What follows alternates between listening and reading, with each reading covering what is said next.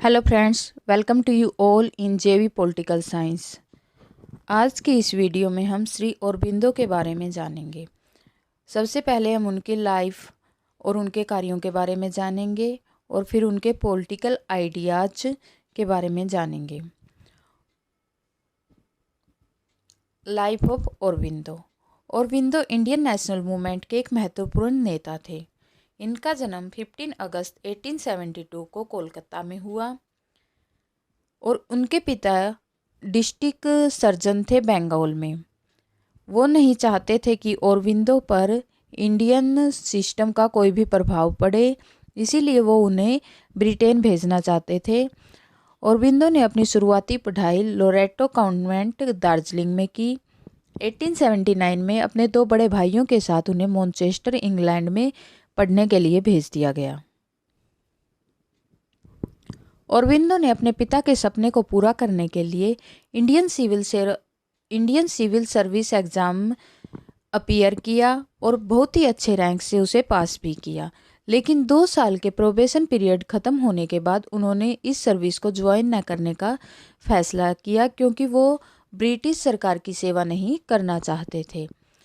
England में ही उनकी मुलाकात बड़ौदा के महाराज से हुई और उनसे मुलाकात के बाद उन्होंने डिसाइड किया कि वो बड़ौदा स्टेट सर्विस को ज्वाइन करेंगे।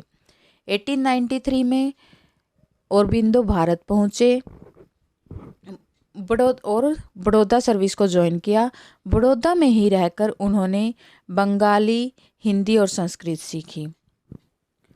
बड़ौदा में रहकर ही उन्होंने ब्रिटिश रूल के अगेंस्ट पॉलिटिकल एक्टिविटीज़ में इंटरेस्ट लेना शुरू कर दिया था और वंदे मातरम नाम की एक वीकली आर्टिकल उन्होंने निकालना शुरू किया, जिसमें उन्होंने कांग्रेस के तरीकों को क्रिटिसाइज किया।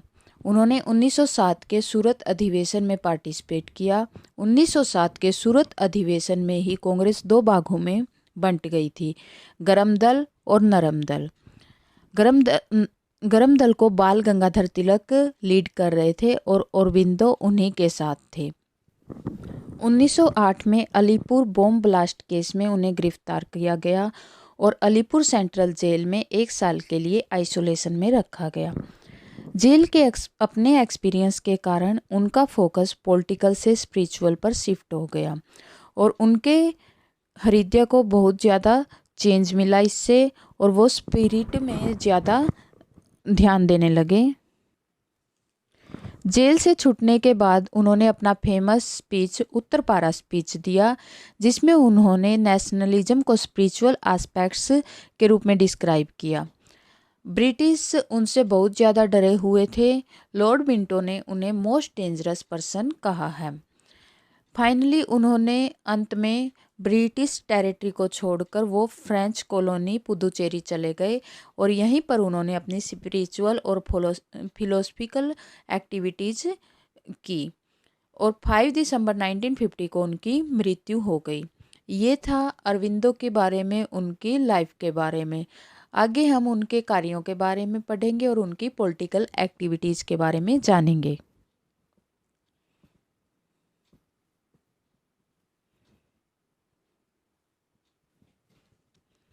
Work of Aurobindo. उनकी famous book the life of divine and essay on Gita है और उनके कार्य Savitri 1940, the life of divine 1944, the mother 1928, synthesis of yoga 1948, essay on Gita 1922, the secrets of Veda 1971, the ideal of human unity 1918, the human cycle 1950, the super mental manifestation upon earth 1914। ये कुछ उनके मुख्य कार्य है। आगे हम उनके पॉलिटिकल एक्टिविटीज़ के बारे में जानेंगे। शुरुआत में अरबिंदो को कांग्रेस पार्टी से बहुत ज़्यादा एक्सपेक्टेशन थी। उनका मानना था कि कांग्रेस पार्टी नेशनल मूवमेंट में एक लीडिंग पार्टी का रोल निभाएगी, लेकिन वो कांग्रेस की डिबेटिंग क्लब मेंटेलिटी से बहुत ज़्यादा निराश हुए।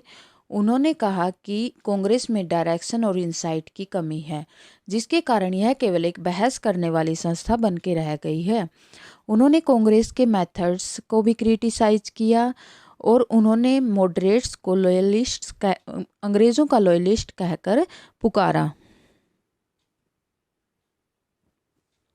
औरबिंदो पूर्ण स्वतंत्रता के पक्ष में थे। उनका मानना था कि किसी भी देश पर फॉरेन रूल अप्राकृतिक है। अकॉर्डिंग टू औरबिंदो, हर एक नेशन अपने आप में यूनिक है और फॉरेन रूल इम्पोज करने से उस नेशन का विकास रुक जाता है। कॉलोनाइजेशन न केवल पॉलिटिकल दास्ता लेकर आता है बल्कि इससे economic, moral and cultural imprisonment भी किसी देश में लागू हो जाती हैं। औरबिंदो ब्रिटिश सरकार की डिसयूनिटी एंड फिटनेस थ्योरी को भी क्रिटिसाइज करते हैं और रिजेक्ट करते हैं। औरबिंदो पूर्ण स्वतंत्रता के पक्ष में थे।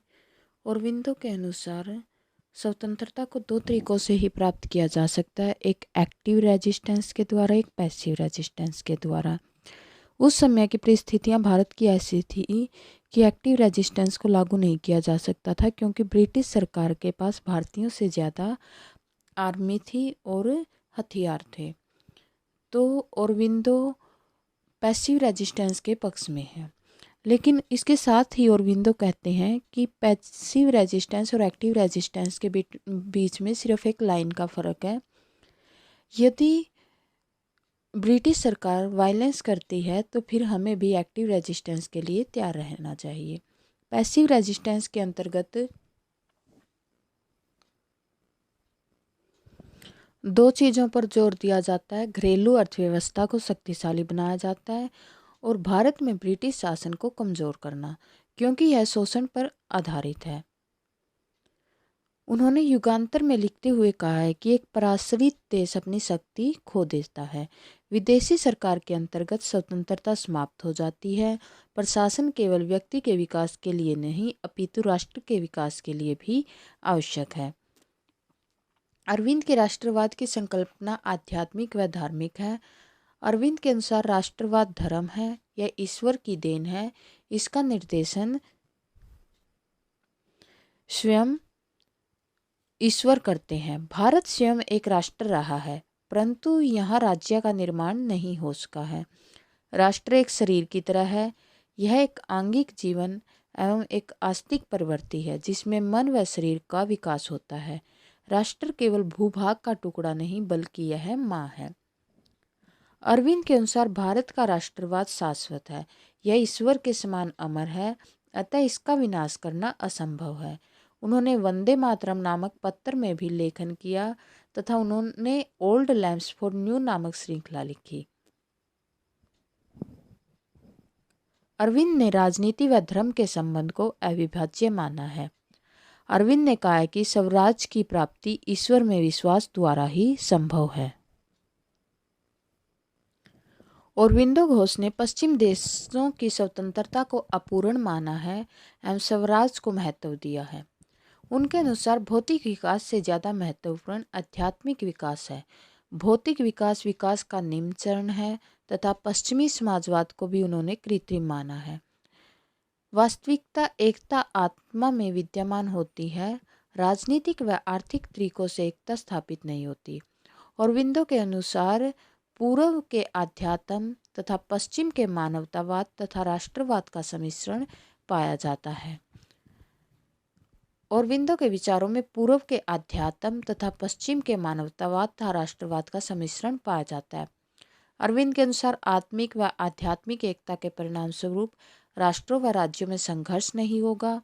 उन्होंने मानवीय एकता का विचार देते हुए विश्व राज्य के निर्माण पर बल दिया, जिसकी विशेषताएं होंगी। मानव धर्म के निर्माण पर बल दिया, जिसके द्वारा लोग संकीर्ण भावना से ऊपर उठेंगे।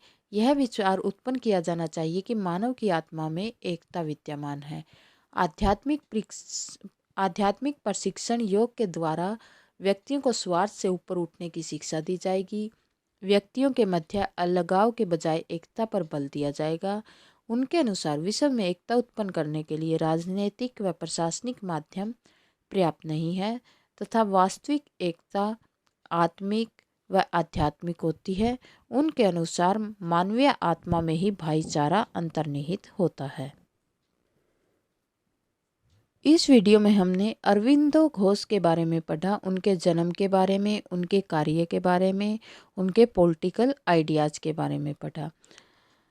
आज की वीडियो यहीं तक। अगर पसंद आए लाइक कीजिए, शेयर कीजिए और चैनल को सब्सक्राइब कीजिए ऐसी ही वीडियो पाने के लिए।